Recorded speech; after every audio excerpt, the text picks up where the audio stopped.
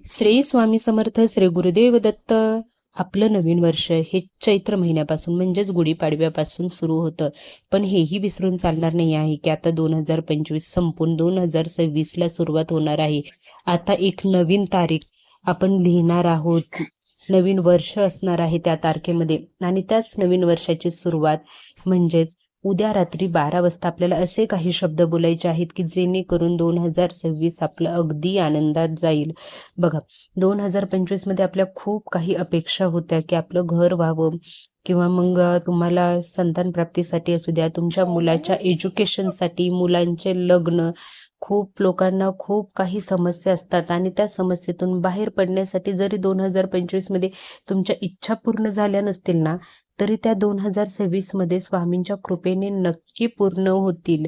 त्यासाठीच आपल्याला काही सेवा करायच्या आहेत. त्यासोबतच रात्री 12 वाजता आपल्याला काही बोलायचं आहे. ते काय बोलायचं आहे तेच मी आजच्या व्हिडिओमध्ये तुम्हाला सांगणार आहे. त्यामुळे व्हिडिओ शेवटपर्यंत बघा. तुम्हा सर्वांचं खूप खूप मनापासून स्वागत आहे आपले निष्ठा या यूट्यूब चॅनलमध्ये. बघा, उद्या 31 डिसेंबर आहे आणि खूप लोकांचे प्लॅनिंग असेल उद्या इकडे जायचं तिकडे जायचं, पार्टी करायची, फटाके वाजवायचे. पण मी त्यांना एवढंच सांगेल की आपण मराठी आहोत आणि उद्या एकादशी आहे. त्यामुळे आपल्याला आपल्या सणाचं पावित्र्य जपायचं आहे. उद्या कृपया करून मांसाहार करू नका. असं कुठेच नियम बनवला नाही आहे की तुम्ही 31 डिसेंबरला पार्टी केलीच पाहिजे. ते उगीच आपल्याला एक एन्जॉय म्हणून लोक करतात, ठीक आहे. पण मला वाटतं की आपण नवीन वर्षाची सुरुवात ही एक आध्यात्मिकरित्या म्हणजेच कुठल्याही देवाच्या सेवेने जर केली ना, तर त्यासारखं पुण्य कुठलंच नाही आहे. येणारं वर्ष खूप असं आनंदात जाईल.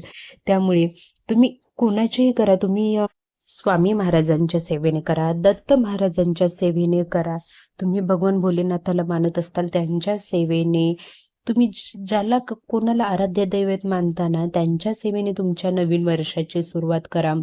आणि त्यासोबतच तुम्ही स्वामींचे भक्त आहात मला माहिती आहे. त्याच्यामुळे तुम्ही ना उद्या रात्री 11 वाजले ना की श्री स्वामी चरित्र सारामृताचं पारायण करायला घ्या.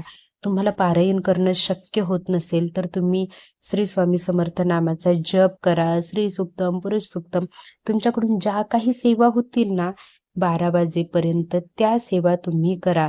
आणि त्यासोबतच 2025 मध्ये तुम्ही ज्या काही चुका केल्या असतील ना, त्या चुका तुमच्याकडून 2026 मध्ये होणार नाहीत. हे स्वामींना प्रार्थना करा. स्वामींना सांगा 2025 माझ्यासाठी जसं गेलं त्याच्यापेक्षा आनंददायी असं 2026 जावं, ही स्वामींना प्रार्थना करा.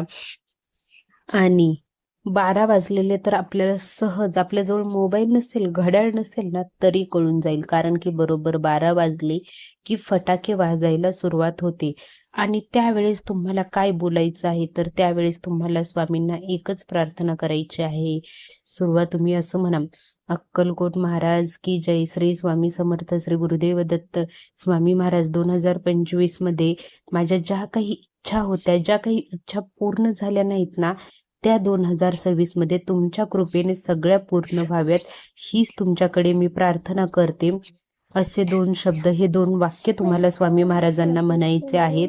आणि बघा, तुम्हाला किती असं आनंदात असं हे 2026 वर्ष जाईल.